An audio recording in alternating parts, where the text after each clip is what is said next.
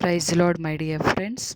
ఈ రాత్రికాల సమయంలో యేసుప్రభు మనకిస్తున్న వాగ్దానము మత్తయి సువార్త 11వ అధ్యాయము 29వ వచనము. నేను సాత్వికుడను, దీన మనసు కలవాడను, కనుక మీ మీద నా కాడి ఎత్తుకొని నా యొద్ద నేర్చుకొనుడి, అప్పుడు మీ ప్రాణములకు విశ్రాంతి దొరుకును. ఆమెన్. యేసు ప్రభు మనతో చెప్తున్నారు, సిస్టర్స్ అండ్ బ్రదర్స్, నేను మీ చేతికి ఇస్తున్న పనులను మీరు సంతోషముగా స్వీకరించండి.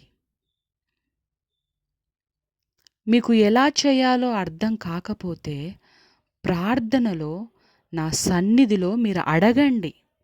నేను సాత్వికుడను, దీన మనసు కలవాడను. నేను మీకు చక్కగా అన్నీ నేర్పించుకుంటాను. మీరు నా సన్నిధిలో ప్రార్థన చేయండి.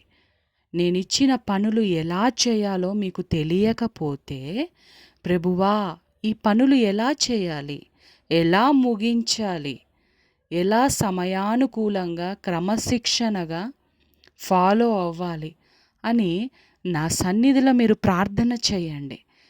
నేను మీకు నేర్పిస్తాను. నా పనులు మీరు చేస్తే మీ ప్రాణములకు విశ్రాంతి దొరుకుతుంది. నా పనులు చాలా సులువుగా ఉంటాయి. కాబట్టి నా కాడి మీరు ఎత్తుకోండి.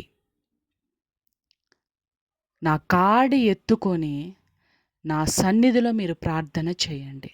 నేను మీకు సమస్తాన్ని నేర్పించుకుంటూ ఒక చక్కటి విజయకరవంతమైన మార్గంలో నేను నడిపించుకుంటాను అని దేవుడు మనతో చెప్తున్నారు. దేవుని కృతజ్ఞతాస్తుతులు. యేసు శక్తిగల నామంలో ఆమెన్.